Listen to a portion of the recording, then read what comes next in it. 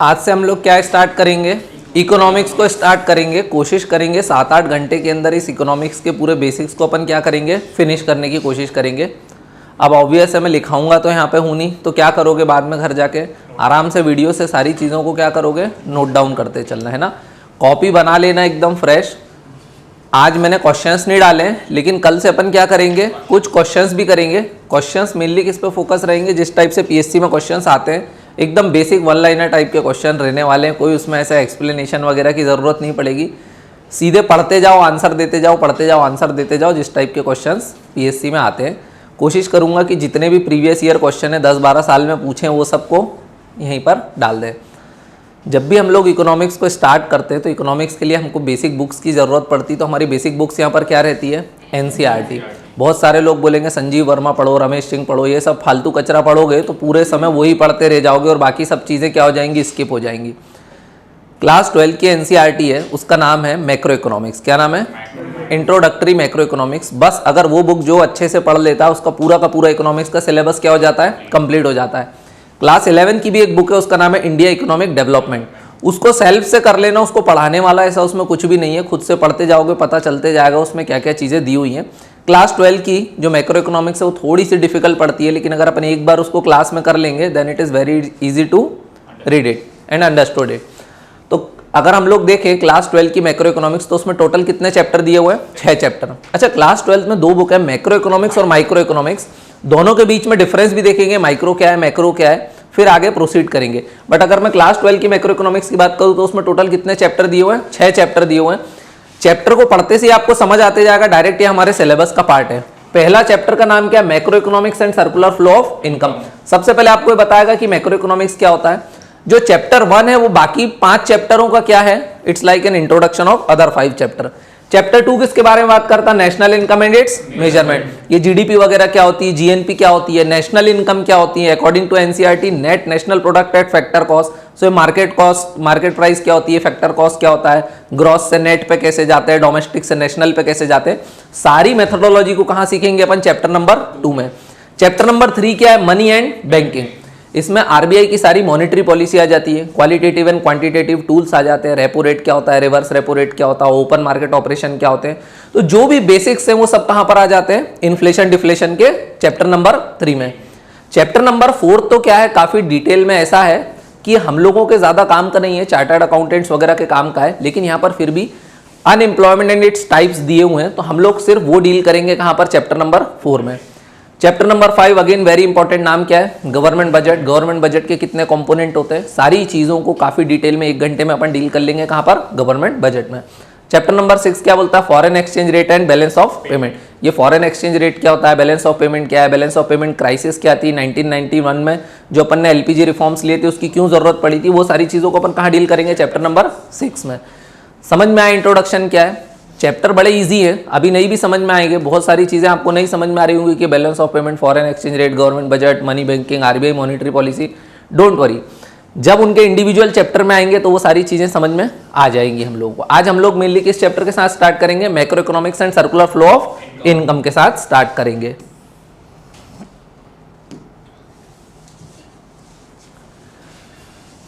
सबसे पहले मैंने आपको बताया क्लास 12 में 2 एनसीईआरटी है, माइक्रो इकोनॉमिक्स और मैक्रो इकोनॉमिक्स। तो सबसे पहले हमको पता होना चाहिए कि मैक्रो इकोनॉमिक्स का मतलब क्या होता है, मैक्रो का मतलब क्या होता है। तो देखना, मैक्रो इकोनॉमिक्स का मतलब होता है study of aggregates. Study of aggregates मतलब क्या होता है, देखना इकोनॉमी की बात करता हूं, हम लोग क्या पढ़ रहे हैं, इकोनॉमिक्स। इकोनॉमी में हम लोग मेनली फोकस करते हैं गुड्स एंड सर्विसेज के प्रोडक्शन पे। किस पे फोकस करते हैं, गुड्स एंड सर्विसेज के प्रोडक्शन में, और कैसे एक सर्कुलर फ्लो चलता रहता है। भाई इकोनॉमी में कौन कौन होता है, कोई बता सकता है।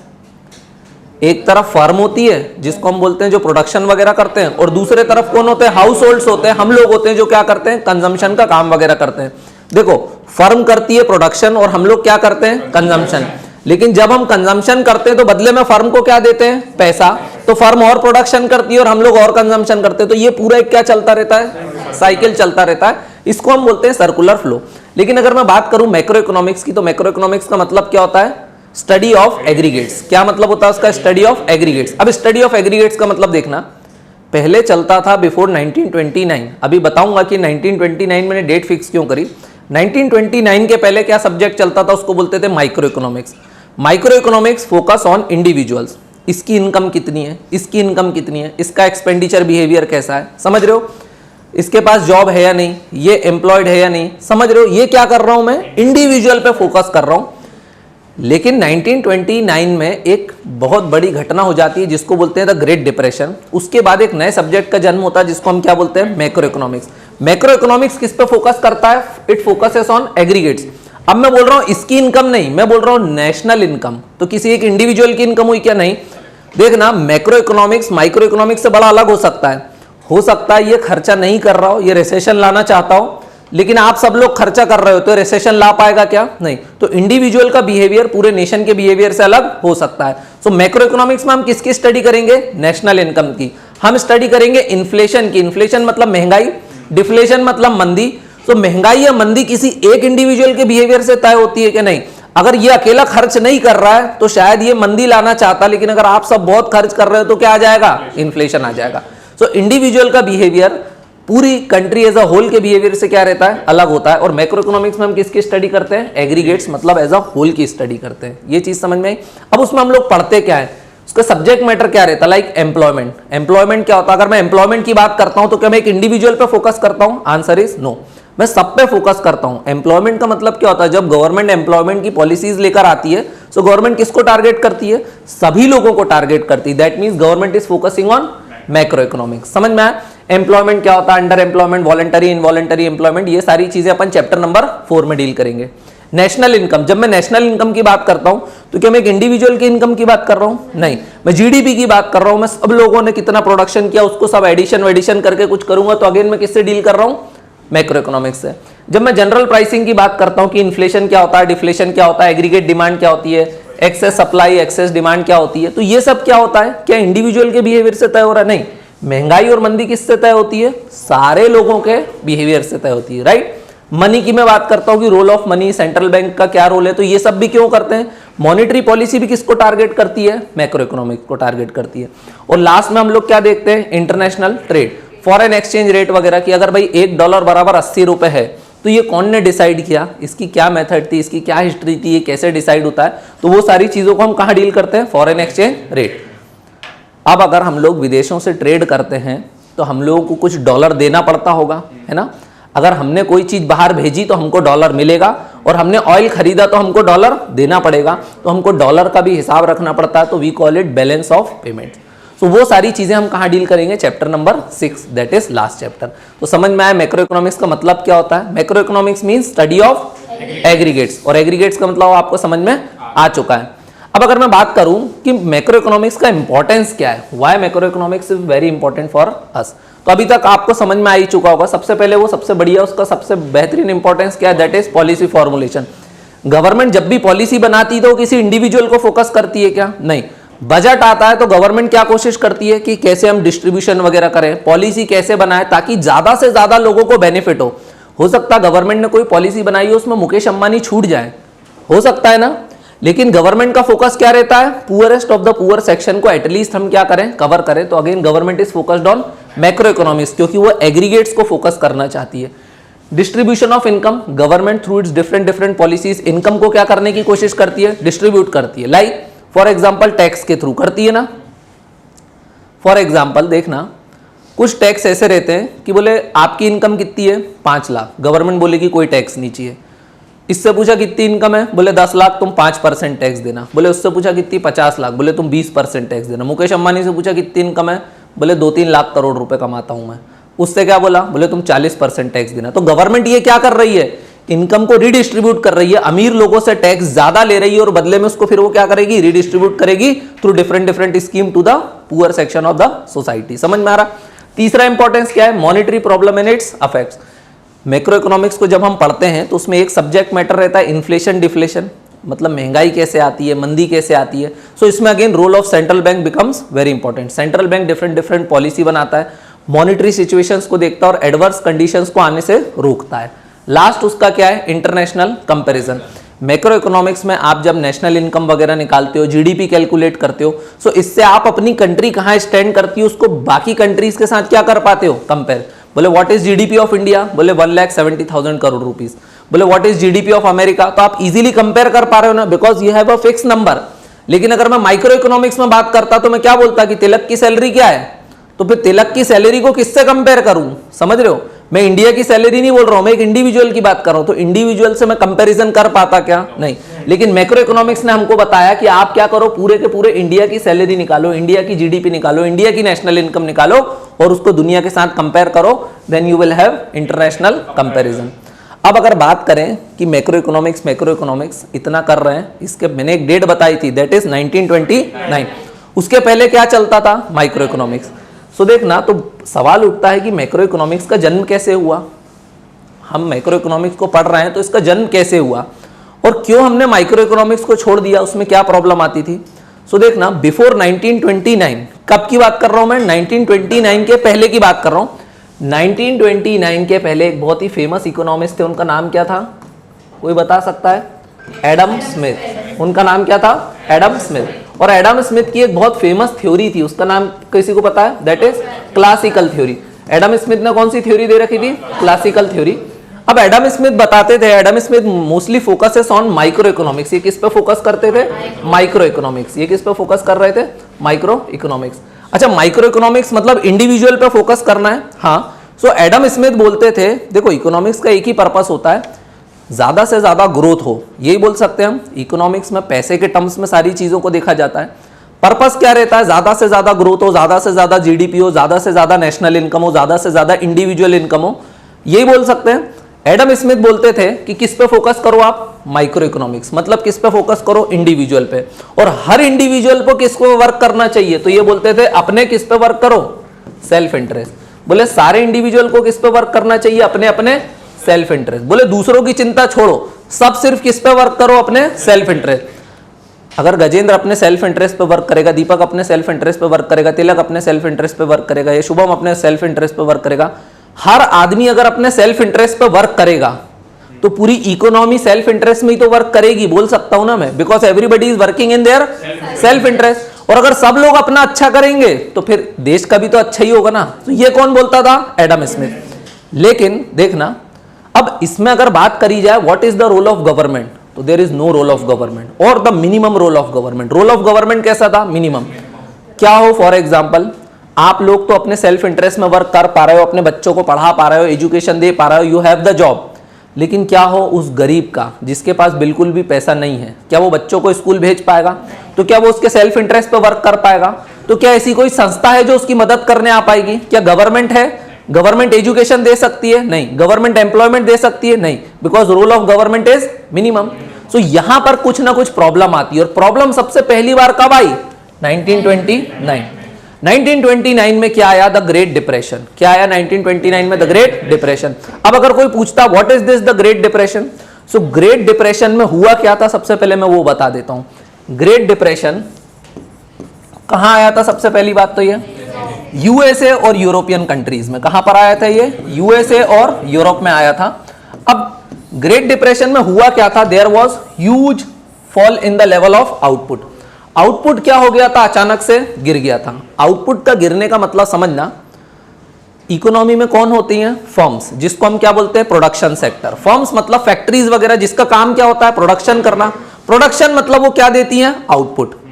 अब आउटपुट वो क्यों देती हैं, फॉर एग्जाम्पल ये पेन की कंपनी है, तो ये पेन का आउटपुट क्यों दे रही है, because there is demand of this pen.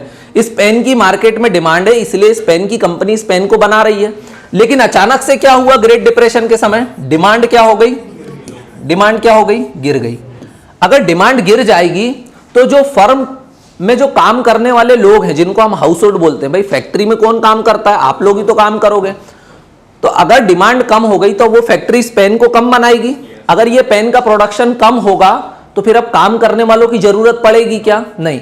सो अगर डिमांड कम होगी तो अनएम्प्लॉयमेंट क्या होगा, बढ़ेगा, बोल सकते हैं। सो यहां पर क्या हुआ, अनएम्प्लॉयमेंट क्या होता है, बढ़ता है।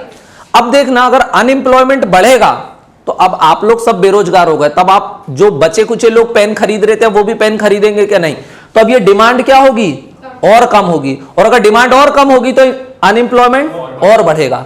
So the Great Depression was the time period between 1929 to 1933 when there was huge fall in the level of output and employment, employment भी गिर रहा था या फिर अनएम्प्लॉयमेंट बढ़ रहा था, बोल सकते हैं हम लोग, इजी है।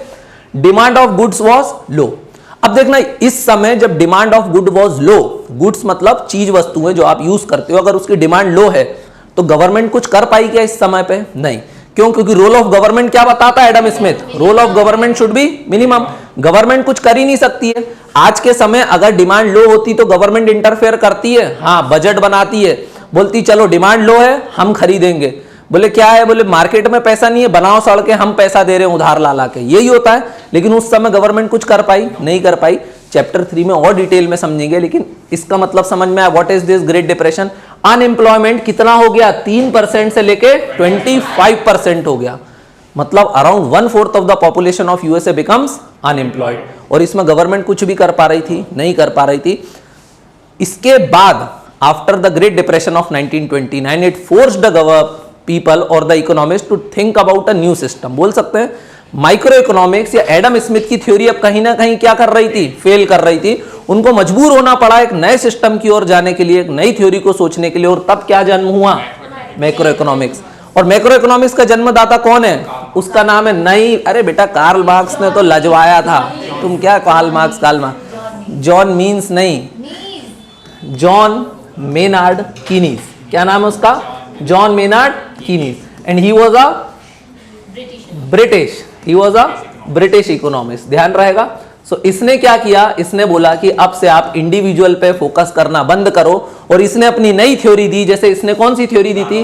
Classical theory. तो जॉन मेनार्ड कीनीज ने अपनी नई थ्योरी दी, नाम था the theory of unemployment, sorry the theory of general pricing. कौन सी थ्योरी दी इसने? Theory of general pricing. और इसने क्या बताया कि अब हमको क्या करना पड़ेगा? माइक्रो इकोनॉमिक्स को छोड़ के किसको अडॉप्ट करना पड़ेगा? Macro economics. और जहां पर गवर्नमेंट का भी रोल होगा। अगर मान लो गवर्नमेंट होती उस समय, कब? 1929 में गवर्नमेंट का रोल अच्छा खासा होता। अगर डिमांड गिर जाती तो गवर्नमेंट क्या करती? गवर्नमेंट इंटरफेयर करती थ्रू इट्स बजट या मॉनेटरी पॉलिसीज, यही करती। बोले डिमांड लो है तो गवर्नमेंट क्या करती? बोले लोगों को सस्ते लोन दो कि ताकि ये कार वार और खरीदना शुरू कर दें। अगर लोग कार खरीदेंगे तो डिमांड बढ़ जाएगी, डिमांड बढ़ जाएगी तो प्रोडक्शन बढ़ जाएगा, प्रोडक्शन बढ़ जाएगा तो एम्प्लॉयमेंट भी बढ़ जाएगा, और एम्प्लॉयमेंट बढ़ जाएगा तो फिर तो लोग खुद ही सक्षम हो जाएंगे और खरीदने लगेंगे। तो क्या मंदी की सिचुएशन आएगी? सो ग्रेट डिप्रेशन में जो रिसेशन आया था उसको रोका जा सकता था अगर किसका रोल होता? तो गवर्नमेंट का रोल होता। तो समझ में आया? सो इसलिए हम लोग माइक्रो इकोनॉमिक्स से कहां शिफ्ट कर जाते हैं? मैक्रो इकोनॉमिक्स के ऊपर। समझ में आ गया मैक्रो इकोनॉमिक्स होता क्या है, उसका ओरिजिन कैसे हुआ? What is this great depression of 1929? Easy था। ग्रेट डिप्रेशन आया कहा था? यूएसए और यूरोपियन कंट्रीज में। ऑब्वियसली हम लोगों के यहाँ उस समय ऐसा कुछ चल नहीं रहा था। हम लोगों के यहाँ ये डिमांड सप्लाई के खेल अब चालू हुए हैं, क्योंकि पहले earlier India was an agrarian economy, right? Agriculture पे इतना फर्क पड़ता है क्या? नहीं पड़ता। हमारे यहाँ तो सीधे अकाल पड़ते थे। बोले कितने लाख लोग मर गए? बोले 30-35 लाख मर गए। बोले अनएम्प्लॉयड तो पहले से ही थे वो। अब क्या हुआ? डायरेक्ट चले ही गए, दुनिया छोड़ के चले गए। समझ में आ गया सभी को? अब इकोनॉमिक्स में जब भी हम बात करते हैं, so economics deals with goods and services. Economics किससे डील करती है? Goods and services. गुड्स मतलब चीज वस्तुएं जो आप उपयोग करते हो, पेन, रिमोट, टीवी, कैमरा वैमरा, एसी वेसी, ये सब क्या है? What are these? Goods. Services मतलब, सर्विसेज भी एक तरीके से ऐसी, देखो इकोनॉमिक्स में सबसे पहले तो गुड्स एंड, बंद करो उसको। इकोनॉमिक्स में जो गुड्स एंड सर्विसेज से हम डील करते हैं, सबसे पहले तो उसकी क्या होना चाहिए? Monetary value. अगर मॉनेटरी वैल्यू नहीं है तो उसको हम इकोनॉमिक्स में काउंट नहीं करेंगे। समझ में आ रहा है? गुड्स का मतलब होता है जिसको हम छू सकते हैं, that are tangible, that can be touched. बोल सकते हैं जैसे पेन क्या है, रिमोट क्या है, स्मार्ट बोर्ड क्या है, कैमरा क्या है, एसी क्या है, बेंच टेबल क्या है, बैग क्या है, मोबाइल क्या है, these are goods because you can touch them. For example मैं तुमको पढ़ा रहा हूं, what is this? Services, because you can not touch it, it is intangible. Doctor के पास गए कंसल्टेशन करने, डॉक्टर ने फीस तो ले ली आपसे, लेकिन उसने आपको कोई ऐसी चीज नहीं दी बदले में जिसको आप छू के घर ले जाओगे। कंसल्टेशन को आप छू नहीं सकते हो, लेकिन उसके बेनिफिट्स को एंजॉय कर सकते हो। बोल सकता हूं मैंने जो सर्विसेज प्रोवाइड करी, जो मैंने बोला आपको, आप उसको ये नहीं कि पैक करके घर ले गए, लेकिन आपने उसके बेनिफिट्स को एंजॉय किया, कुछ ना कुछ लर्निंग्स आपको मिली। So goods are those which can be touched और आर टेंजिबल, जिनको छू सकते हैं, and services are those which can not be touched, they are intangible. So goods and services का मतलब समझ में आया। अब इकोनॉमिक्स में मैं केवल वो गुड्स एंड सर्विसेज को कंसीडर करूंगा जिसकी क्या है, मॉनिटरी वैल्यू, पैसे में वैल्यू है। फॉर एग्जाम्पल मैं अगर किसी को मुफ्त में पढ़ा रहा हूं तो फिर वो इकोनॉमिक्स में कंसीडर करूंगा नहीं। आपकी मम्मी लोग घर में फ्री में काम करती हैं तो क्या वो इकोनॉमिक्स में योगदान दे रही हैं? नहीं दे रही हैं। क्यों? क्योंकि वो पैसे लेती हैं क्या आपसे? नहीं। लेकिन अगर आपकी मम्मी कहीं बाहर जॉब करती हैं और वहां पर वो चार्ज करती हैं तो फिर वो इकोनॉमिक्स में काउंट होगा। हाँ, तब वो इकोनॉमिक ट्रांजैक्शन में काउंट होगा और वो हमारी जीडीपी में भी हम लोग जोड़ेंगे। अब ये जीडीपी क्या होता है, बस नेक्स्ट चैप्टर उसका ही है, आ जाएगा एक दिन बाद। समझ में आया? इजी है, किसी को कोई डाउट? अब अगर मैं बात करूं कि गुड्स कितने टाइप के होते हैं, अपन देखा इकोनॉमिक्स में क्या है मेन पर्पस अपना, गुड्स एंड सर्विसेज। बोले हमको करना क्या है, इकोनॉमिक्स को रन करना है तो थोड़ी सी महंगाई जरूरी है, बोल सकते हैं। देखो मंदी अभी हमने देखी, कौन से में देखा था? Great depression. ग्रेट डिप्रेशन में क्या था बोलो? ग्रेट डिप्रेशन में क्या आई थी? मंदी। मंदी में क्या होता है, मंदी में डिमांड लो हो जाती है, लोग डिमांड नहीं करते हैं तो फिर क्या होता है, प्रोडक्शन कम हो जाता है तो वो लोगों को बाहर निकालते हैं, अनएम्प्लॉयमेंट बढ़ जाता है। सो रिसेशन इज, बोले ये चाहिए क्या हमको? नहीं चाहिए। लेकिन अगर देखना महंगाई होगी तो क्या होगा, महंगाई है, बोले ये पेन 10 रुपए का था, इसकी डिमांड बहुत बढ़ गई, इसकी डिमांड बहुत बढ़ गई तो अब ये पेन 10 की जगह कितने में मिलेगा? 12 में। दुकान वाला बोलेगा देख भाई पेन तो अब इतने ही हैं, लेना है तो 12 में ले, अब 10 वर्ष में नहीं दे रहा हूं, एमआरपी छोड़, नहीं चाहिए तो निकल तू, क्योंकि लेने वाले बहुत सारे खड़े। अब अगर इसकी डिमांड बढ़ गई, फिर से समझना, इसकी डिमांड बढ़ गई तो प्रोडक्शन क्या होगा इसका, और बढ़ाएंगी कंपनियां। बोले यार इसकी तो खूब डिमांड है, बोले पेन खूब बिक रहा धड़ल्ले से, और नई नई कंपनियां आ जाएंगी। अगर प्रोडक्शन बढ़ेगा तो प्रोडक्शन मतलब फर्म, मतलब फैक्ट्रीज, तो फैक्ट्रीज में काम करने वाले लोग भी क्या होंगे? बढ़ेंगे। और अगर लोग बढ़ेंगे तो रोजगार क्या होगा? बढ़ेगा। और रोजगार बढ़ेगा तो उनको सैलरी मिलेगी, तो वो जो गरीब भिखारी थे वो भी इस पेन को खरीदने के लिए दौड़ेंगे। सो और क्या होगा, और प्रोडक्शन बढ़ेगा, और एम्प्लॉयमेंट बढ़ेगा, और इकोनॉमी क्या हो जाएगी? फास्ट ट्रैक पे चली जाएगी। Means some amount of inflation is required, good for the economy, बोल सकते हैं हम। सो हमको क्या करना है, हमको देखना है कि गुड्स एंड सर्विसेज कितने टाइप के होते हैं और उनकी डिमांड और सप्लाई को मैनेज करके चलना, बस that is all about economics, बोल सकते हैं हम लोग। अब अपन चले गुड्स देखें कितने टाइप के होते हैं।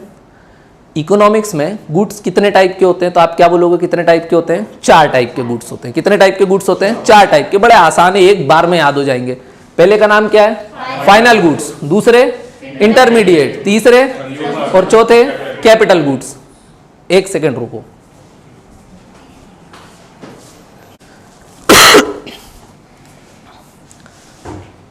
अब देखना, 4 तो गुड्स देख लिए हमने, फाइनल, इंटरमीडिएट, कंज्यूमर और कैपिटल। अब बड़े आसान है। पहला गुड का नाम क्या है? Final goods. उसके पिक्चर से ही दिख रहा। फाइनल गुड्स का मतलब क्या है? That are ready to be used by the consumer. Car, बोले इसमें और कुछ करना बाकी है, डायरेक्ट शोरूम पे जाओ, उठाओ और घर ले आओ उसको चला के। That are ready to be used by the final consumer, means it has cross the line of production. क्या अब इसमें और कुछ काम होना बाकी है? नहीं, ये फैक्ट्री के बाहर आ चुकी है, लाइन ऑफ प्रोडक्शन को क्या कर चुकी है? क्रॉस कर चुकी है। It is ready to be used by the final consumer, इसलिए हम इसको क्या बोलते हैं? We call it final good. कि अब इसमें और कुछ वैल्यू एडिशन बाकी है क्या? जो होना था सब, टायर, बैटरी, कांच वांच सब लग गया, पेंट वेंट हो गया, अब बोले बस चला के घर ले जाओ, पैसे देके जाओ, हो गया।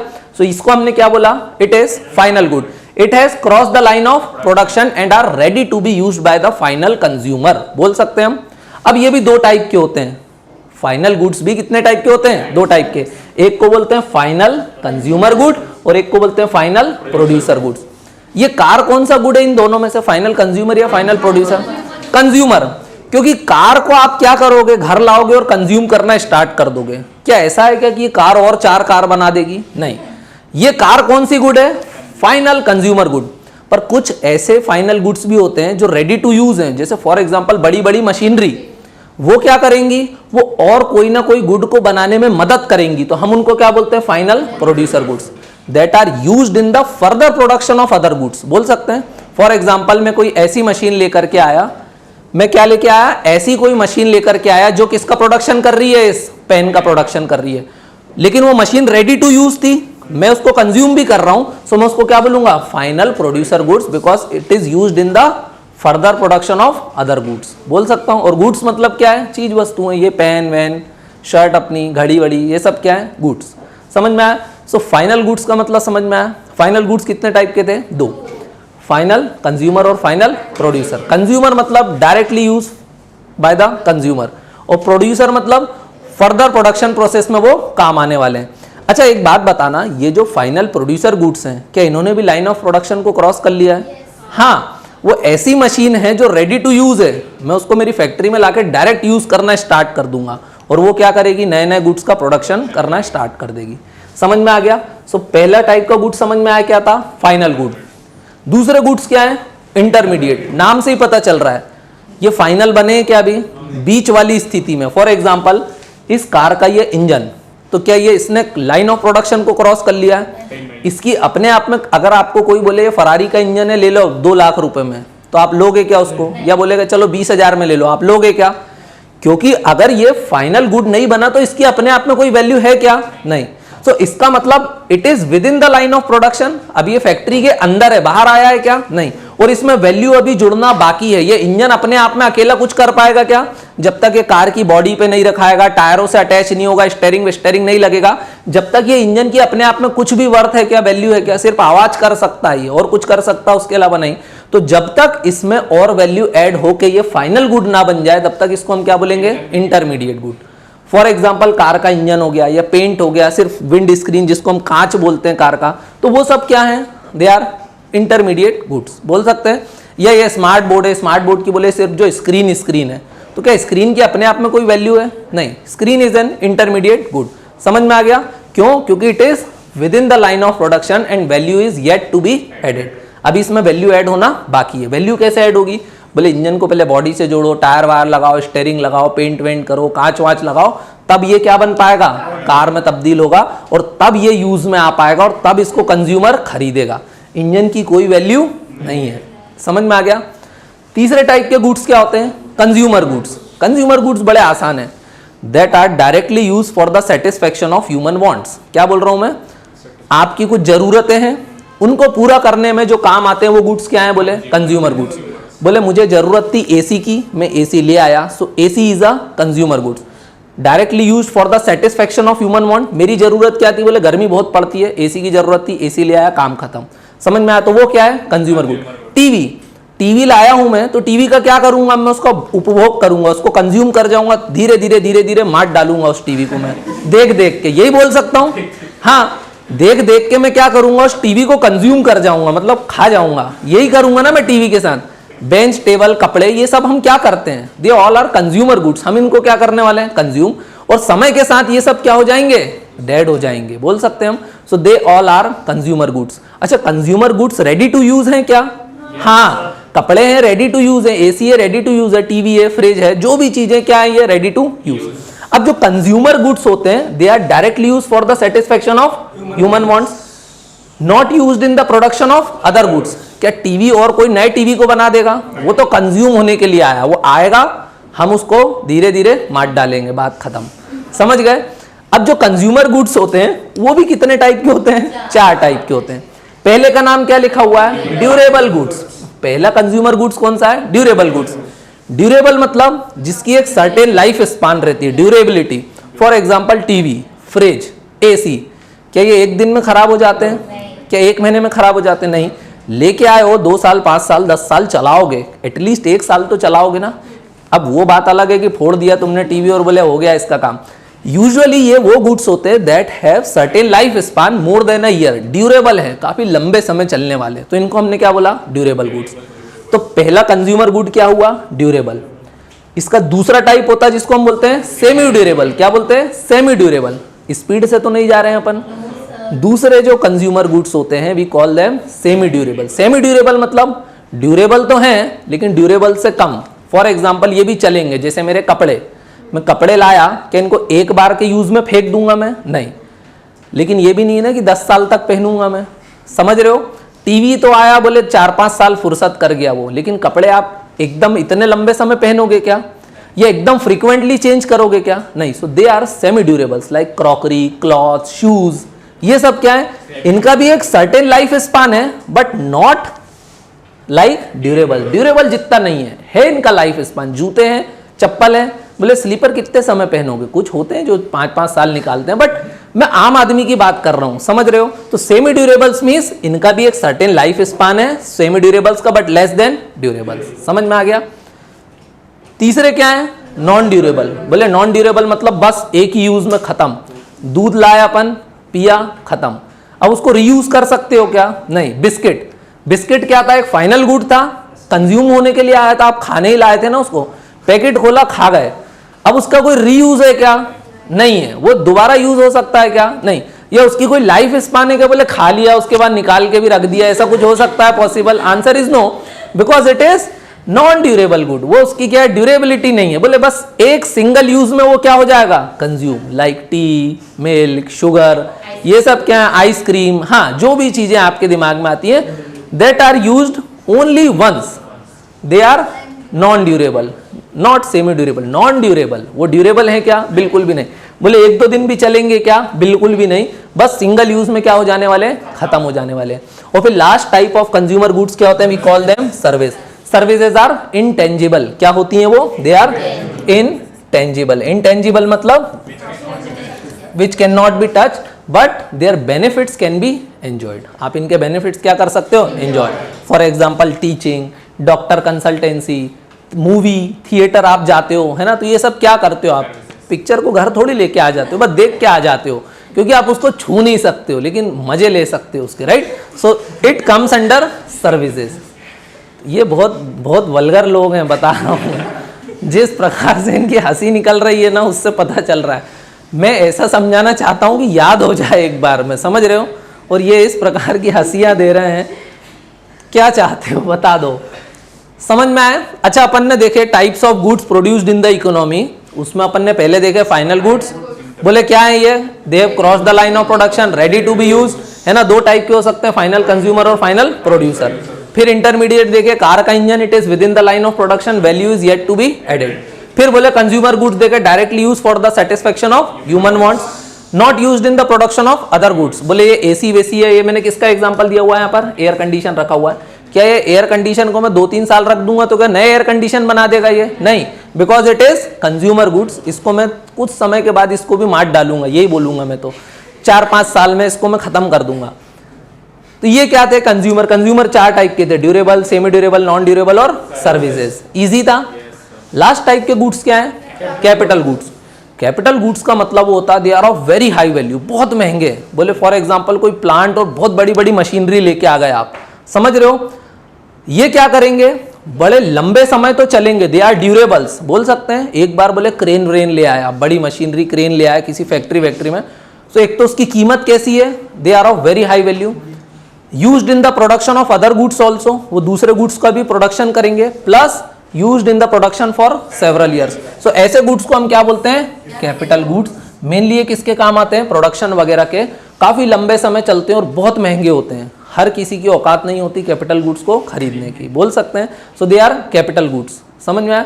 अच्छा, कैपिटल गुड्स कौन से हो सकते हैं, इनमें से फाइनल हो सकते हैं, इंटरमीडिएट हो सकते हैं, कंज्यूमर हो सकते हैं, कौन से हो सकते हैं, डिपेंड करता है।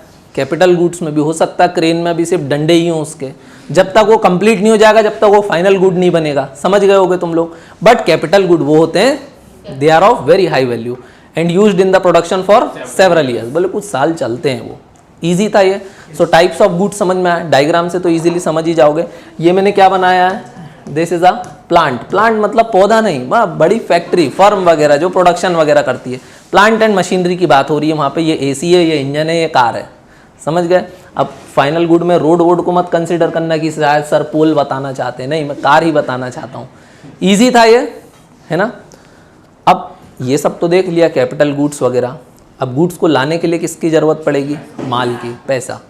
पैसा बोले तो हम किसकी बात कर रहे हैं, फर्म की बात कर रहे हैं, फैक्ट्री की बात कर रहे हैं, प्रोडक्शन सेक्टर की बात कर रहे हैं। और प्रोडक्शन सेक्टर में कोई भी चीज़ को लाने के लिए किसकी ज़रूरत पड़ती है, पैसे की ज़रूरत पड़ती है। और उस पैसे को हम बोलते हैं, वी कॉल इट इन्वेस्टमेंट। क्या बोलते हैं हम उसको, इन्वेस्टमेंट। यहाँ तक किसी को कोई डाउट है?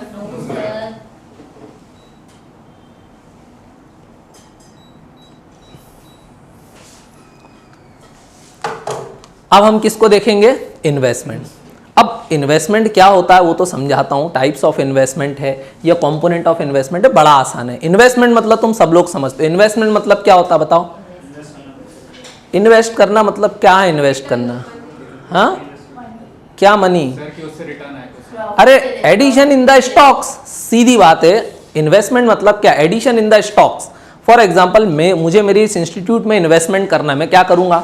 बोले और 10-20 टेबल बेंच ले आओ, एक आध स्मार्ट बोर्ड लगा दो, एक आध कैमरा और ले आओ, माइक ले आओ। What is this? Investment. Investment हुआ तो पैसे से, बट मैंने क्या करा? स्टॉक बढ़ा दिया। बोले पहले एक ही कैमरा था, आप कितने कैमरे हो गए? 2। एक ही स्मार्ट बोर्ड था, आप कितने हो गए? बोले एक टीवी था, आप कितने हो गए? 2। It means addition in the existing stock. बोल सकता हूं मैं, जो स्टॉक था उसमें मैंने क्या कर दिया? एडिशन। ऑब्वियसली एडिशन करने के लिए तो किसकी जरूरत पड़ेगी? पैसे की जरूरत पड़ेगी। अब देखना, इन्वेस्टमेंट 2 टाइप के हो सकते हैं। कितने टाइप के हो सकते हैं? 2 टाइप के। मतलब स्टॉक में एडिशन में 2 टाइप से कर सकता हूं। एक होता है ग्रॉस, एक होता है नेट। फॉर एग्जाम्पल, मैं कोचिंग इंस्टीट्यूट रन करता था और मेरे यहाँ पर कितने स्मार्ट बोर्ड थे? 4 स्मार्ट बोर्ड थे, जिसपे मैं आपको पढ़ा रहा हूँ। This is an smart board, है ना। अब मैंने बोला कि मैं क्या कर रहा हूँ? इन्वेस्टमेंट। बोले मैंने 10 लाख रुपए और लगाए और कितने नए स्मार्ट बोर्ड ले आया? मैं 5 और स्मार्ट बोर्ड ले आया। सो अगर मेरा ग्रॉस इन्वेस्टमेंट देखा जाए तो अब मेरे पास कितने स्मार्ट बोर्ड है? 9 स्मार्ट बोर्ड है। क्योंकि मैं कितने और स्मार्ट बोर्ड ले आया? 5। 4 तो पहले से थे, 5 और ले आया। अब कितने स्मार्ट बोर्ड हो गए? 9।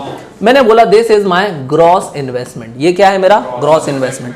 लेकिन ध्यान देना, जरूरी है क्या कि मेरे पुराने 4 के 4 जिंदा होंगे? हो सकता है उस 4 में से एक स्मार्ट बोर्ड क्या हो गया होगा? मेरा खराब हो गया होगा।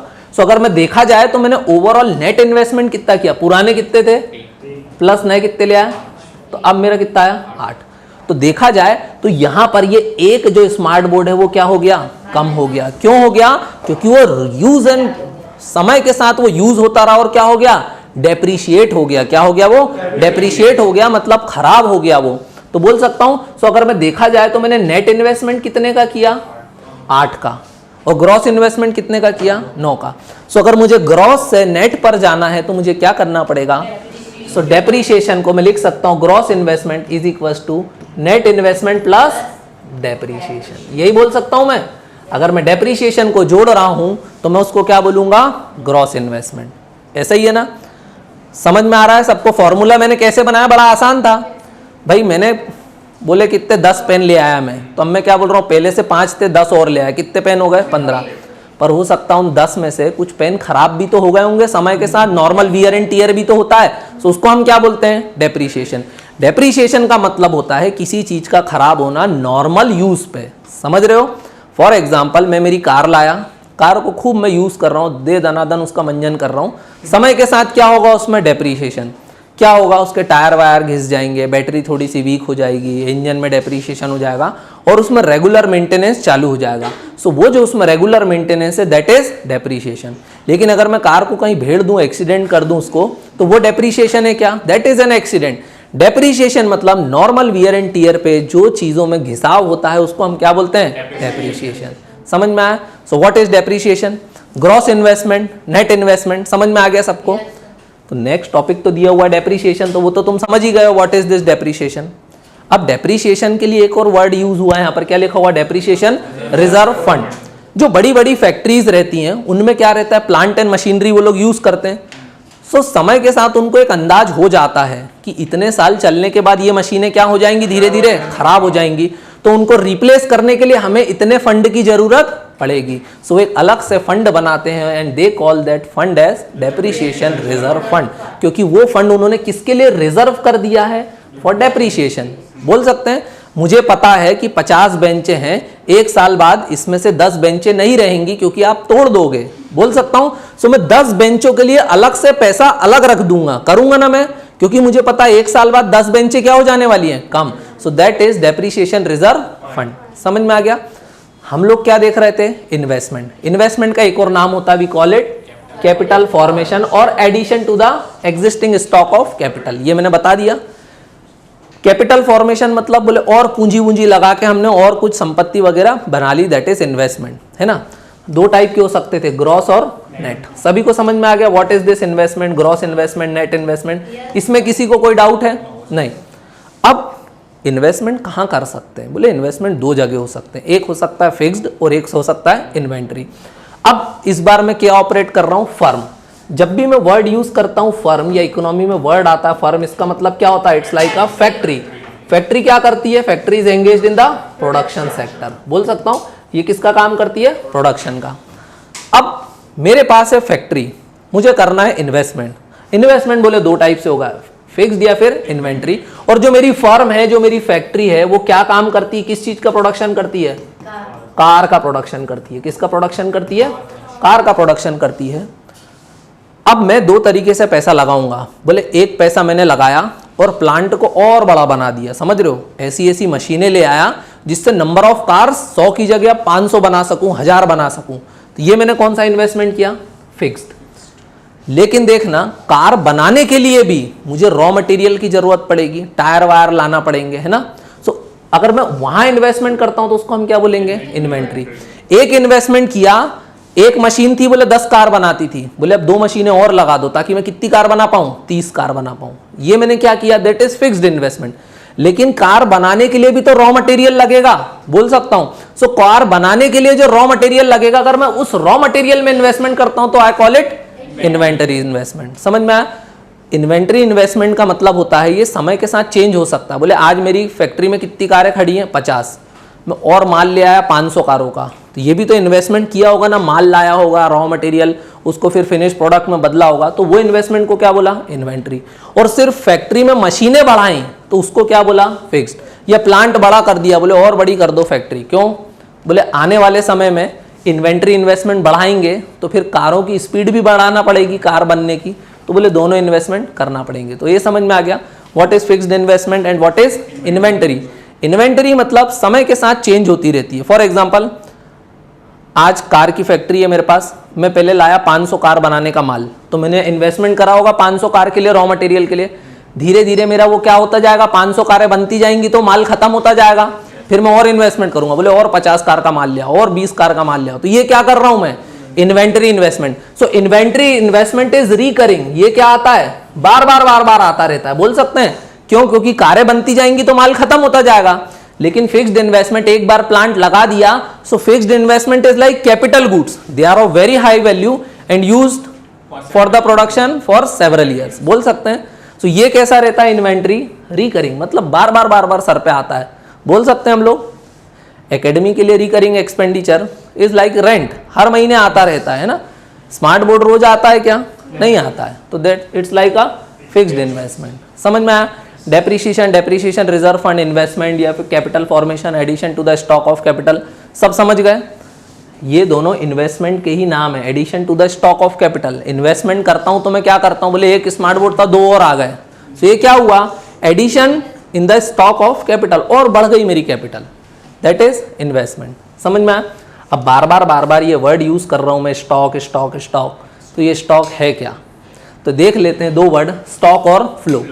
स्टॉक का मतलब होता है, फॉर एग्जाम्पल मैंने बोला what is the stock of wheat in food corporation of India. मैंने क्या सवाल किया, what is the stock of wheat in food corporation of India. बोले फूड कॉर्पोरेशन ऑफ इंडिया के पास कितना स्टॉक है, किसका स्टॉक है, गेहूं का। आपने बोला कि उसके पास कितना है, 1000 टन, उसके पास कितना व्हीट है, 1000 टन। लेकिन जब मैंने पूछा स्टॉक कितना है, तो मैंने आज के बारे में पूछा, यही बोल सकता हूं मैं, ये नहीं बोल रहा हूं कि 5 साल पहले, अगले 5 साल बाद कितना होगा, मैं बोल रहा हूं अभी कितना है, बोले इतना है। So this is stock. इसको मैंने क्या बोला, स्टॉक। स्टॉक मतलब पर्टिकुलर पॉइंट ऑफ टाइम की बात कर रहा हूं मैं। मैंने बोला what is the strength of class, कितनी है, बोले for example 30 students. What does it mean, this is stock. आज की बात कर रहा हूं, तो stock means at a particular point of time. What is your bank balance now? This is stock. दूसरे कुछ वेरिएबल्स होते हैं, we call them flow. अब देखना फ्लो का मतलब क्या होता है, फ्लो वेरी करते हैं। मैंने बोला what is the strength of class in the last month, तो बोले कभी 10 आए, कभी 5 आए, कभी 25 आए, कभी 35 आए, कभी 40 आए, कभी 20 भी आए। सो ये क्या होते गए, वेरी हो रहे हैं, so we call them flow. क्या हो रहे हैं, we call them flow. What is the stock of wheat in Food Corporation of India in the last 10 years? तो ये क्या होते रहेंगे, बोले वो यार कभी 1000 टन रहे, कभी 500 भी हो, कभी 100 भी हो, कभी 50 भी हो, कभी 2000 भी हुए। क्या होता रहा, स्टॉक वेरी करता रहा, तो उसको हमने क्या बोल दिया, फ्लो। सो प्रोडक्शन सेक्टर में भी ऐसा ही होता है, हमेशा चीज़ें क्या करती रहती हैं, वेरी। लेकिन स्टॉक भी होता है, किसी दिन बोले आज कितना पैसा आया, बोले इतना आया, बोले पिछले महीने कितना आया, तो बोले फ्लो में आया। समझ में आ गया। Stock and flow simple word थे, समझना था हमको, हमने समझ लिया। हमको इस चैप्टर में पढ़ना क्या है? Circular flow of income. क्या पढ़ना है हमको? Circular flow of income. बड़ा आसान है सर्कुलर फ्लो ऑफ इनकम कि इनकम का फ्लो होता कैसे है। भाई मैं क्या हूँ? House hold. क्या हूँ मैं? House hold. लेकिन मैं हाउस होल्ड तो हूँ, लेकिन साथ में फर्म को भी कौन चलाऊंगा? मैं ही चलाऊंगा। हाउस होल्ड का काम होता है कंजम्पशन करना। बोल सकते हैं हम लोग सब क्या करते हैं? कंजम्पशन। फर्म का काम क्या होता है? प्रोडक्शन करना। वो प्रोडक्शन करती है और हम लोग क्या करते हैं? कंजम्पशन। लेकिन फर्म के मालिक कौन होते हैं? वो भी तो हाउस होल्ड ही होते हैं, है ना। सो हाउस होल्ड और फर्म में एक बड़ा गहरा रिश्ता है। फर्म क्या करती है? हाउस होल्ड क्या करता है? कंजम्पशन। सो ये प्रोडक्शन करके, फॉर एग्जाम्पल यहाँ पर है फर्म और यहाँ पर है हाउस होल्ड। फर्म क्या करेगी? प्रोडक्शन। किसका प्रोडक्शन करेगी? Goods and services. सो वो हाउस होल्ड को क्या देगी? Goods and services. और बदले में हाउस होल्ड इसको क्या करेंगे? पेमेंट करेंगे। क्या करेंगे? पेमेंट करेंगे। और जब इसको पेमेंट मिल जाएगा तो ये क्या करेगी? और गुड्स एंड सर्विसेज का प्रोडक्शन करेगी और दोबारा किसको देगी? हाउस होल्ड को। फिर हाउस होल्ड क्या करेंगे? पेमेंट करेंगे। ये साइकिल चलता रहेगा। अब देखना यहां पर एक सर्कुलर फ्लो चलेगा। क्या चलेगा? Circular flow. कैसे चलेगा? देखो अगेन यहां पर क्या है मेरे पास? फर्म। एंड यहां पर मेरे पास क्या है? We have households. Household का काम क्या है? कंजम्पशन। और इन लोगों का काम क्या है? फर्म का प्रोडक्शन। इन लोगों का काम क्या है? प्रोडक्शन। फर्म क्या प्रोड्यूस करती है? Goods and services. यही करती है। हाउस होल्ड बदले में क्या करेंगे? पेमेंट या फिर एक्सपेंडिचर करेंगे। हाँ, अब लेकिन देखना हाउस होल्ड बदले में और भी काम करेंगे। फर्म क्या करती है? प्रोडक्शन। फर्म क्या करती है? प्रोडक्शन। प्रोडक्शन करती है। कोई भी फैक्ट्री कहीं चलती है तो उसको 4 चीज़ों की ज़रूरत पड़ती है। कितनी चीज़ों की ज़रूरत पड़ती है? 4 चीज़ों की। We call it factor services. क्या बोलते हैं हम उसको? Factor services. सो जब ये प्रोडक्शन करेगी तो इसको कितनी चीज़ों की ज़रूरत पड़ेगी? 4। सबसे पहले इसको किसकी ज़रूरत पड़ेगी? लैंड, ज़मीन की, जहाँ पर फैक्ट्री बनेगी। दूसरी लेबर। लेबर मतलब मजदूर भी लगेंगे काम करने के लिए। तीसरा कैपिटल मतलब पूंजी, पैसा भी तो लगेगा ना काम करने के लिए। और चौथा एंटरप्राइज। क्या होता है? एंटरप्राइज मतलब कोई पैसे लगाने वाला भी तो चाहिए, तभी तो क्या होगा? प्रोडक्शन होगा, है ना। अब देखना लैंड, लेबर, कैपिटल, एंटरप्राइज, ये सब कौन के पास रहता है? हाउस होल्ड के पास रहता है। बोल सकते हैं। सो अगर हाउस होल्ड, देखना हाउस होल्ड क्या प्रोवाइड करता है? These are factor services. तो ये क्या देता है फर्म को? फैक्टर। तो ये क्या देता है? बोलो जल्दी से। Factor services. फैक्टर सर्विसेज बोले तो लैंड, लेबर, कैपिटल और एंटरप्राइजेस। अगर ये हाउस होल्ड फैक्टर सर्विसेज देगा तो फर्म बदले में क्या करेगी? फैक्टर पेमेंट करेगी। बोल सकता हूं मैं। और फैक्टर पेमेंट कैसे करेगी? अगर लैंड दिया है तो बदले में क्या मिलेगा? रेंट मिलेगा। लेबर दिया है तो बदले में क्या मिलेंगे? वेजेस मिलेंगे। कैपिटल दिया है तो प्रॉफिट मिलेगा या तो लॉस मिलेगा। और एंटरप्राइज है तो बोलो, सॉरी, कैपिटल पे क्या मिलेगा? कैपिटल पे क्या मिलेगा? इंटरेस्ट मिलेगा। कैपिटल है तो बोले पूंजी लगाइए तो क्या मिलेगा? और अगर एंटरप्राइज है उसने पैसा लगाया तो या तो प्रॉफिट होगा या तो लॉस होगा। सो बोल सकते हैं। सो हाउस होल्ड ने क्या दिया? Land, labour, capital, enterprise. और बदले में इसने क्या दिया? रेंट, वेजेस, इंटरेस्ट और प्रॉफिट एंड लॉस। सो यही तो पूरी साइकिल चलती रहती है आपस में। बोल सकते हैं बहुत सारे हाउस होल्ड है, बहुत सारी फर्म्स है और आपस में इंटरेक्ट करे जा रहे हैं और क्या चल रही है? We call it circular flow. क्या चल रहा है? This is circular flow. Circular flow of what? Circular flow of income. यही चल रहा है इकोनॉमिक्स में, है ना। अब यहां पर तो मैंने केवल 2 ही सेक्टर लिए। मैंने 2 सेक्टर देखे, एक सेक्टर हाउस होल्ड, दूसरा सेक्टर फर्म। लेकिन इकोनॉमी में सिर्फ ये 2 सेक्टर नहीं रहते हैं, एक तीसरा सेक्टर भी रहता है जिसका काम रहता है हड़प जाने का, दैट इज गवर्नमेंट। वो क्या करती है? टैक्स लगाती है, सब्सिडी देती है। बोल सकते हैं कंजम्पशन भी करती है और एक्सपेंडिचर भी करती है, सारे काम करती है गवर्नमेंट। सो तीसरा सेक्टर भी आ जाता है इकोनॉमी में, दैट इज गवर्नमेंट सेक्टर। अगर मान लो ये सेक्टर तो चल रहे थे, मैंने यहाँ पर एक गवर्नमेंट सेक्टर को भी ऐड कर दिया। अभी भी हम कहीं विदेश से इंटरेक्ट कर रहे हैं क्या? कहीं पर भी। So this is a close system. अभी हमारी इकोनॉमी कैसी है? अंदर ही अंदर चल रही है। लेकिन ऐसा पॉसिबल है क्या कि क्लोज्ड इकोनॉमी एग्जिस्ट करती है आज के समय में? नहीं। एक और सेक्टर रहता है, वो क्या रहता है? इंपोर्ट या फिर एक्सपोर्ट। तो वो लोग के साथ कौन डील करता है? फर्म डील करती है, बोल सकते हैं। So we have 4 sector of economy that are involve in circular flow of income. समझ में आया सबको? नहीं आया समझ में? फिर से समझाऊंगा, डोंट वरी। अभी तो शुरू किया है अपन ने, चैप्टर आज कंप्लीट करेंगे, लेकिन अपन हैवी डोज तो नहीं हो रहा है? समझ में आ रहा है दोनों को? क्या आ रहा है ना? Very good. दीपक को? हाँ, देखो अगर मैं पूछूं कौन कौन से सेक्टर इन्वॉल्व है इकोनॉमी में, तो पहला सेक्टर क्या है बोले? House hold. अच्छा, इसका काम बताओगे, इसका काम क्या है? इसका काम है कंजम्पशन करना, प्लस ये क्या प्रोवाइड करता है?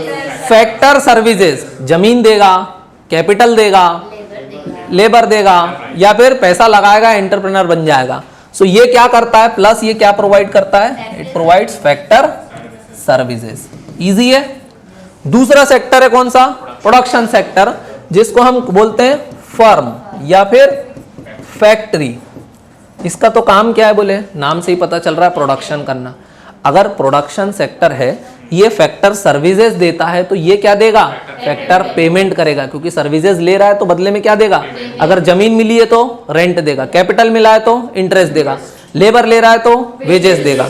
सो अगर ये फैक्टर सर्विसेज देता है तो प्रोडक्शन सेक्टर क्या प्रोवाइड करता है? Factor payments. क्या प्रोवाइड करता है? Factor payments. तीसरा कौन है? Government sector. गवर्नमेंट सेक्टर किसका काम करता है? इंटरैक्शन का। क्या काम करता है ये? Interaction. Interaction with whom? House hold and production sector. तो गवर्नमेंट क्या करती है बोले?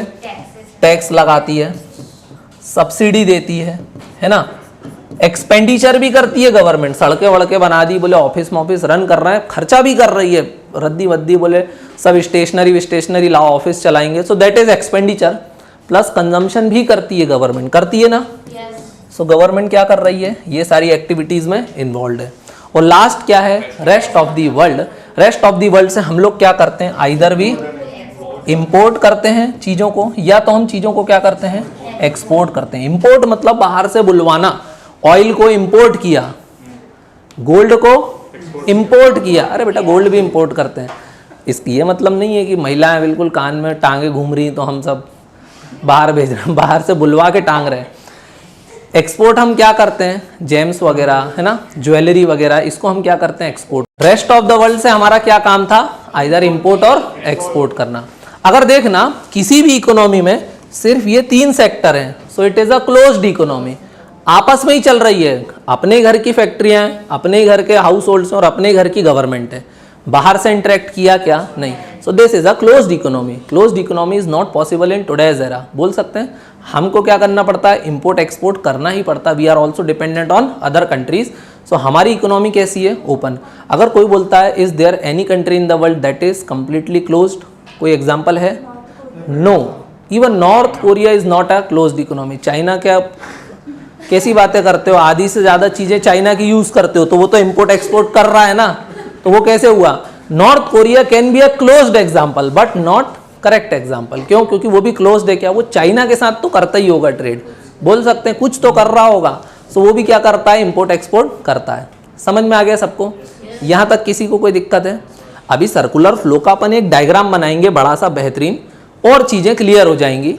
लेकिन अब अपन देखते हैं कि ये जो तमाशे कर रहे हैं जब से ये लोग, फर्म है, हाउस होल्ड है, गवर्नमेंट है और रेस्ट ऑफ द वर्ल्ड है, तो ये क्या कर रहे हैं? सर्कुलर फ्लो तो चला रहे हैं। बोल सकते हैं सर्कुलर फ्लो मतलब इनकम हाउस होल्ड से प्रोडक्शन, प्रोडक्शन से वापस हाउस होल्ड, फिर प्रोडक्शन, फिर हाउस होल्ड, फिर हाउस होल्ड, फिर प्रोडक्शन।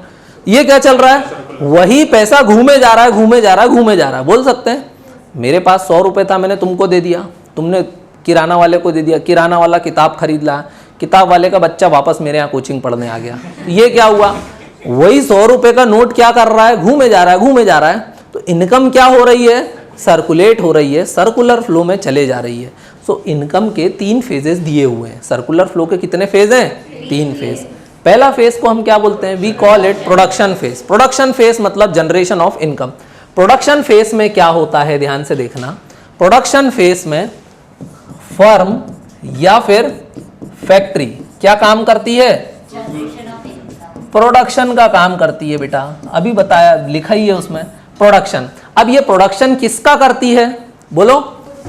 गुड्स एंड सर्विसेज का। अगर ये गुड्स एंड सर्विसेज का प्रोडक्शन करती है तो इसमें वर्क कौन करते होंगे? House holds. और अगर house hold goods and services का प्रोडक्शन करवाते हैं तो बदले में उनको क्या देना पड़ती होगी? इनकम।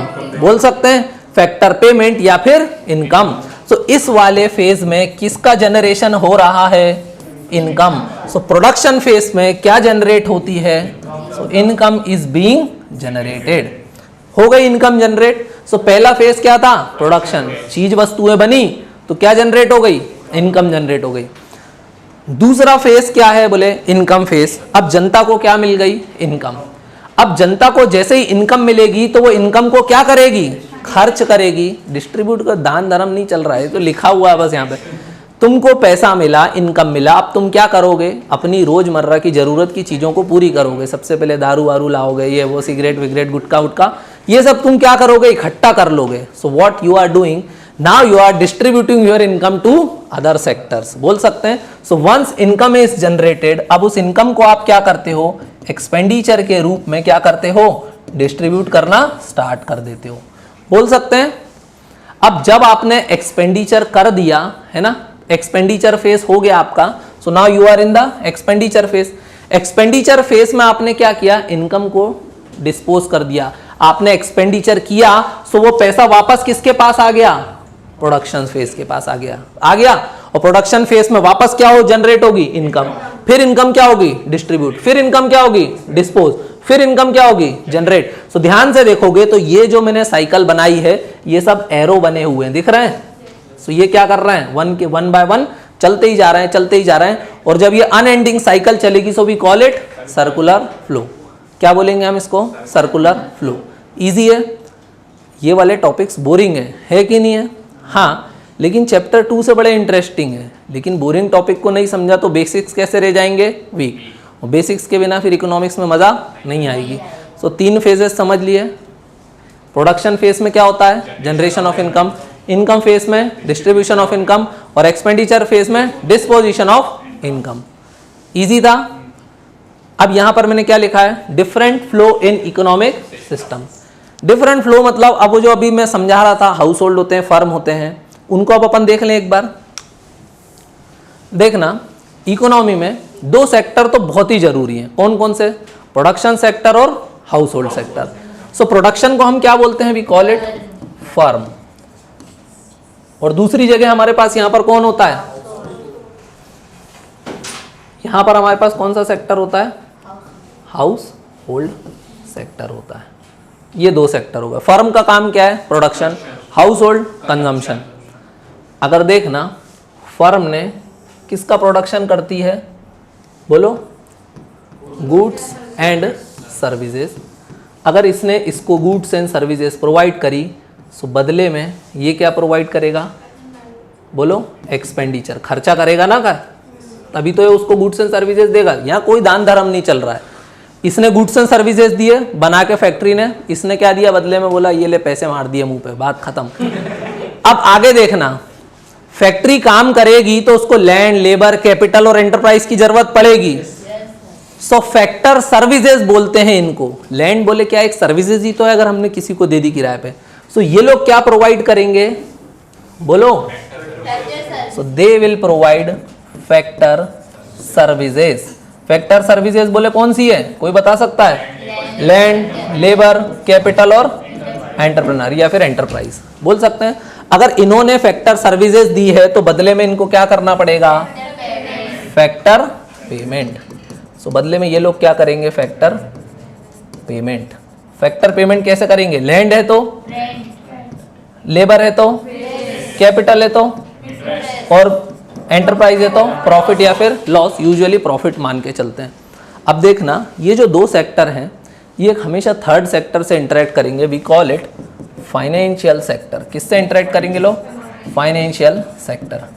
अब ये कोई सेक्टर अलग से नहीं है। देखो, फर्म के पास अगर ज्यादा पैसा आया तो वो खाता खुलवाएगा कहां पर? बैंक में। सो वो यहां पर क्या करेगा? सेविंग्स। क्या करेगा वो? यहां पे सेविंग्स करेगा। और सेविंग्स कई बार वो क्या कर सकता है? यहां से बोरो भी कर सकता है, बोल सकते हैं।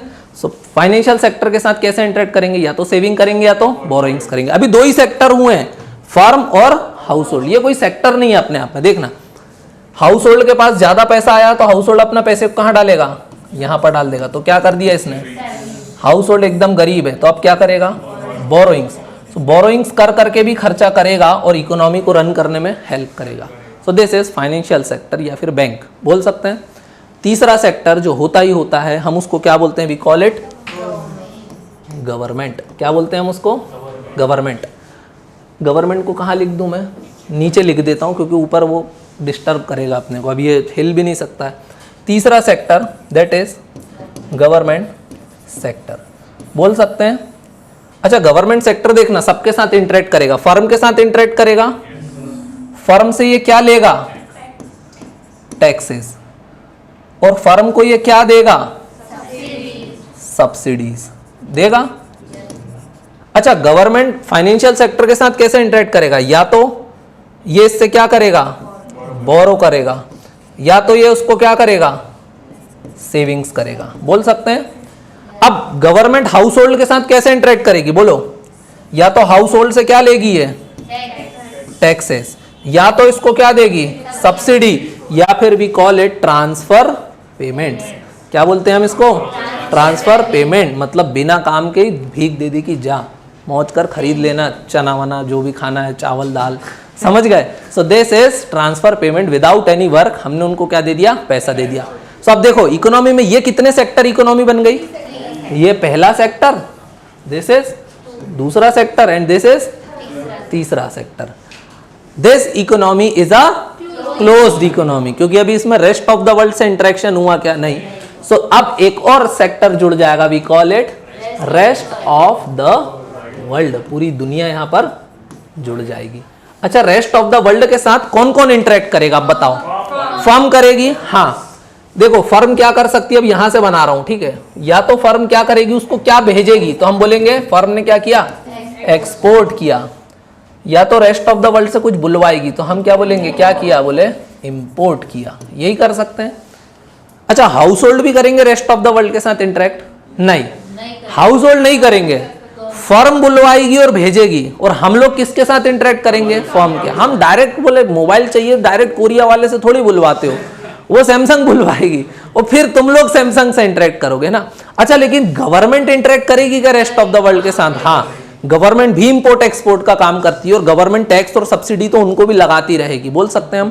तो अब जगह नहीं बची है एरो की, लेकिन तुम समझ जाना कि वो एरो, हाँ वो तुम अपनी कॉपी में कर लेना, समझ गए, एरो की जगह नहीं बची। सो अब ये इकोनॉमी कितने सेक्टर हो गई, 1 2 3, और ये वाला हो गया 4, and this is an open economy that exist in real life, practical life, हाँ वही मतलब है, समझ गए तुम लोग, real life, practical life. 4 sector economy कैसे वर्क करती है, बड़ा आसान था, है ना। और कोई किसी को डाउट, बोलो। कल से कौन सा चैप्टर स्टार्ट करेंगे, national income and it's measurement. अच्छा, एक लास्ट चीज मुझे बता सकते हो, कुछ चीजें अगर मैं पूछूं तो अब तुम आंसर कर पाओगे, 2 मिनट का काम है। टाइप्स ऑफ गुड्स कितने होते हैं, 4, कौन कौन से, धीरे, ऐसे में पता ही नहीं चलेगा कौन क्या बता रहा है, निवेदिता बता देगी। इनिशिएटिव गुड्स से इंटरमीडिएट, हाँ, और last capital goods. Consumer goods कितने टाइप के थे, 4, बता दो कितने, बिल्कुल। सेमी ड्यूरेबल मतलब क्या थे ये, सर जो ज़्यादा टाइम के लिए चलते हैं, जिनका एक लाइफ स्पान है बट लेस देन ड्यूरेबल्स, बोले 4-6 महीने चलते हैं, कपड़े जूते हो गए अपने, है ना। सब्जी किसका एग्जाम्पल है, वेजिटेबल्स, नॉन ड्यूरेबल मतलब कंज्यूमेबल, सीधे सिंगल यूज में फिनिश। दूध किसका एग्जाम्पल है, अच्छा दूध इंटरमीडिएट में भी आ सकता है क्या, हाँ आ सकता है, क्योंकि दूध कई बार अगर चाय की दुकान पे है, अब तुमको तो बोले चाय ही पीना है, दूध से मतलब नहीं है, तो बोले doodh is of no use until and unless it is converted into chai, समझ गए। फिर हमने क्या देखे, सर्कुलर फ्लो ऑफ इनकम, कितने सेक्टर इन्वॉल्व रहते हैं। अच्छा, 3 फेजेस ऑफ सर्कुलर इनकम बता सकते हो। इनकम फेज में क्या होता है, पहले production phase that is generation of income, income phase distribution of income, तीसरा expenditure phase disposition of income, है ना, ये हो गया। और क्या बचा है पूछने के लिए? फैक्टर सर्विसेज कितने टाइप की हो सकती हैं? What are factor services? अच्छा, फैक्टर सर्विसेज को प्रोवाइड कौन करता है? हाउस होल्ड या firm? Household. Household देती है किसको? फर्म को। So factor services household अपने किसको दे देते हैं? फर्म्स को दे देते हैं, है ना। सो बदले में वो लोग क्या करते हैं? फैक्टर पेमेंट्स करते हैं, ध्यान रहेगा। सो फैक्टर पेमेंट कौन करता है? फर्म्स करती हैं। इजी है। अच्छा, फैक्टर सर्विसेज कितने टाइप की हो सकती है बोलो? हाँ, पहले लैंड, दूसरा लेबर, तीसरा कैपिटल और एंटरप्राइज, है ना। लैंड दिया है तो बदले में क्या? रेंट। फिर लेबर है तो बोले उसकी पगार दे दो, वेजेस दे दो। कैपिटल है तो इंटरेस्ट, और एंटरप्रेन्योर है तो प्रॉफिट या फिर लॉस। बट यूजुअली क्या मान के चलते हैं हम लोग? प्रॉफिट ही होगा उसको, ठीक है, क्योंकि लॉस के लिए तो कोई पैसा लगाता नहीं है। और क्या पूछना बाकी है ये बताओ? सेक्टर कितने रहते हैं इकोनॉमी में? 4 सेक्टर। फाइनेंशियल सेक्टर कोई सेक्टर नहीं है, बस वहाँ वो एक इंस्टीट्यूशन है जिसमें आप या तो पैसा जमा कर दोगे या तो पैसा बोरो कर दोगे। इन्फ्लेशन डिफ्लेशन का मतलब समझ में आया? What is the period of great depression? Great depression, हाँ। ओरिजिन ऑफ मैक्रो इकोनॉमिक्स कैसे हुआ? जनरल थ्योरी ऑफ प्राइसिंग किसने दी थी? John Maynard Keynes. उसी ने किसका ओरिजिन किया? Macro economics as a subject in 1936, ध्यान रखोगे। And he was a British economist. Adam Smith ने कौन सी थ्योरी दी थी? Classical theory. क्लासिकल थ्योरी क्या बताती थी? Everybody should focus on their self interest, then only nation will grow, है ना, या फिर economy will grow. Adam Smith किसकी बात करते थे? Micro economics, where role of government is very limited. Great Depression के बाद यूएसए में 2008 में भी रिसेशन आया था, जब Barack Obama was the president. कब आया था? 2008 में। 2008 में वो लोग कौन सा मॉडल अडॉप्ट करके बैठे थे? माइक्रो या मैक्रो? सोच के बताओ बेवकूफ़ों, अभी बताया। 1936 से जब मैक्रो इकोनॉमिक्स चल रहा है तो 2008 में वो माइक्रो पे क्यों जाएंगे? मैक्रो। सो 2008 में एक नया वर्ड सामने आया था, दैट इज हेलीकॉप्टर मनी। क्या आया था? Helicopter money. हेलीकॉप्टर का मतलब होता है जब यूएसए में रिसेशन आया, रिसेशन बोले तो मंदी, डिफ्लेशन बोल सकते हैं। देखना, डिफ्लेशन जब कंटिन्यूअस 6 महीने रह जाता है तो उसको हम क्या बोलते हैं? We call it recession. अच्छा, रिसेशन में क्या होता है? डिमांड कम हो जाती है, बोल सकते हैं। डिमांड क्या हो जाती है? डिमांड बिकम्स लो। डिमांड लो होती है तो फिर प्रोडक्शन भी कैसा हो जाता है? लो। प्रोडक्शन लो हो जाता है तो अब अनएम्प्लॉयमेंट बढ़ जाता है, अनएम्प्लॉयमेंट बढ़ जाता है। ये तो होता है। 2008 में दोबारा आया क्या? रिसेशन। कब आया? हाँ, 2008 में यूएसए में फिर क्या आ गया? रिसेशन आ गया। उसी समय हमारे विजय माल्या वगैरह और भारत सरकार ने सबकी ऐसी तैसी कर दी थी। वो भी पढ़ेंगे अपन आने वाली क्लास में कि क्या विजय माल्या सच में भगोड़ा है या वो भाग गया पैसा लेके। जब 2008 में, 2008 के पहले बूम पीरियड चल रहा था। बूम मतलब इन्फ्लेशन ही इन्फ्लेशन, महंगाई, खूब प्रोडक्शन हो रहा था, खूब एम्प्लॉयमेंट था। बैंकों का काम क्या होता है? पैसा लोन पे देना, तभी तो वो पैसा कमाते हैं ना। मैंने पैसा जमा किया, मेरे को बोला 5% देंगे, आपने बोरो किया तो बोला 7%, 2% बीच में क्या है? प्रॉफिट। उस समय विजय माल्या जैसे लोगों को बैंक आरती उतार के ढूंढते थे कि कहाँ हो दादा, पैसा ले लो। क्यों? क्योंकि उस समय क्या चल रहा था? बूम का पीरियड। विजय माल्या क्या खरीद के लाया? हवाई जहाज। बोले किंगफिशर चलाऊंगा मैं, दारू की दुकानें भी चलाऊंगा, साथ में हवाई जहाज भी चलाऊंगा। हवाई जहाज लाया होगा तो कहाँ से लाया होगा? यूरोप और यूएसए से। मतलब उसका डेट ऑब्लिगेशन, जो उसने कर्जा उठाया होगा, जो हवाई जहाज खरीदे होंगे, उनका जो रीपेमेंट करना होगा, किस्तें भरना होंगी, वो किस में जाएंगी? डॉलर्स में। 2008 में क्या आ गया? रिसेशन। 2008 के पहले $1 बराबर कितने रुपए होते थे? 40। 2 साल बाद $1 बराबर हो गए 60 रुपये। अब वो बेचारा पैसा वापस कैसे करे? क्योंकि वापसी तो किस में करना है? डॉलर में। और इनकम ही काय में करेगा? रुपये में। लेकिन रिसेशन के बाद क्या होता है? मंदी, डिमांड क्या हो जाती है? कम। मतलब लोगों के पास पैसा भी कम है क्योंकि अनएम्प्लॉयमेंट क्या हो गया है? बढ़ गया है। तो जब बेरोजगारी बढ़ जाएगी तो क्या अब लोग हवाई जहाज में बैठेंगे? नहीं। तो एक तो बेचारे के ग्राहक चले गए, समझ रहे हो, प्लस 40 रुपये की जगह अब 60 रुपये देना पड़ रहा है उसको। बोल सकते हैं बोले हवाई जहाज की सर्विसिंग भी डॉलर में ही होगी क्योंकि वो तो अमेरिका में ही सुधरते हैं, यहाँ तो सुधरते नहीं है। प्लस हमारी गवर्नमेंट निकम्मी, हमारी गवर्नमेंट का एक ही काम होता है कि जब भी ऐसी कोई सिचुएशन आती है सो वो टैक्स स्ट्रक्चर कुछ ऐसा कर देती कि सिविल एविएशन फ्यूल पे क्या लगा दिया उन्होंने, बहुत सारा सरचार्ज। मतलब सिविल एविएशन में जो टरबाइन फ्यूल लगता है उसको क्या कर दिया, बहुत ज़्यादा महंगा कर दिया। सो उसकी ऑपरेटिंग इनकम भी क्या हो गई, ऑपरेटिंग कॉस्ट भी क्या हो गई, बढ़ गई, और इनकम क्या हो गई, कम हो गई। सो क्या वो अपना डेट चुका सकता था कहीं से भी? नहीं। क्या करना पड़ा, एयरलाइंस को शट डाउन करना पड़ा और देश छोड़ के भागना पड़ा। समझ गए? सो ये उसकी गलती थी क्या? बोल सकते नहीं थी।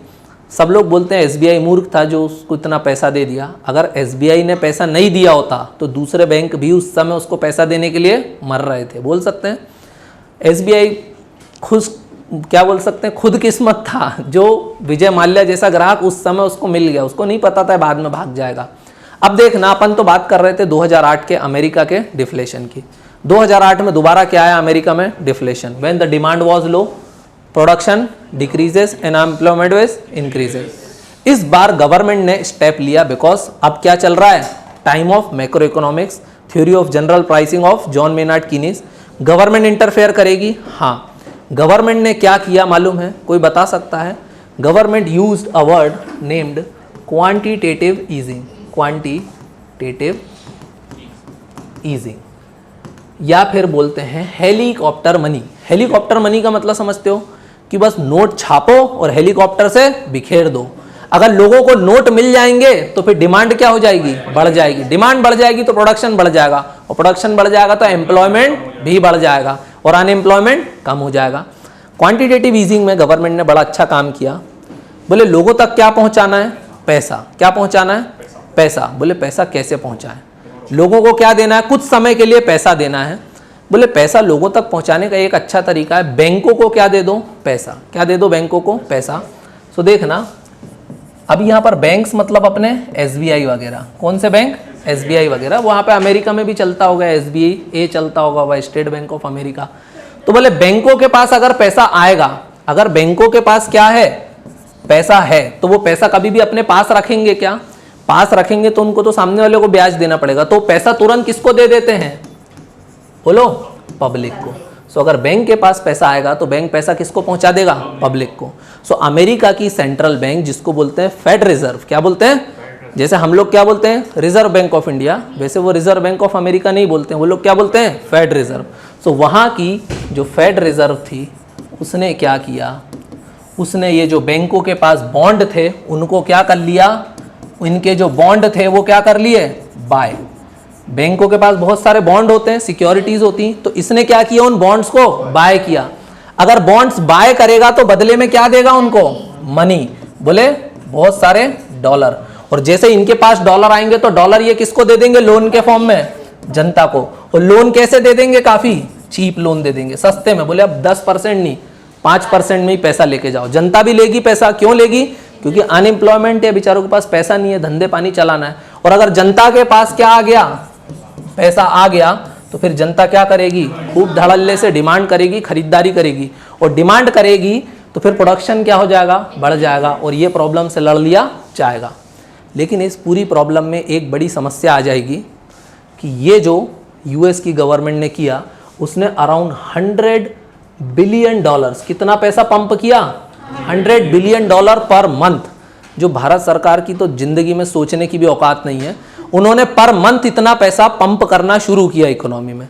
अब इतना पैसा पंप करेंगे तो जब बाद में सिचुएशन नॉर्मल हो जाएगी तो फिर उस पैसे का क्या होगा। सो बोले धीरे धीरे, जैसे इनको बॉन्ड इनसे खरीदे थे ना, फिर बाद में इनको बॉन्ड क्या कर देंगे, धीरे धीरे करके बेच देंगे, और वो जो एक्सेस लिक्विडिटी है उसको क्या कर लेंगे, सक कर लेंगे। समझ में?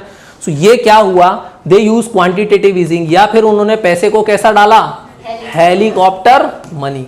बोले पैसे को बस नोट छापो और मार्केट में चलने दो। अच्छा, यूएस रिजर्व ने इतना पैसा कहां से डाला होगा, 100 बिलियन, प्रिंटिंग करी होगी, छपाई नोटों की, और क्या किया होगा, मार्केट में फेंका होगा।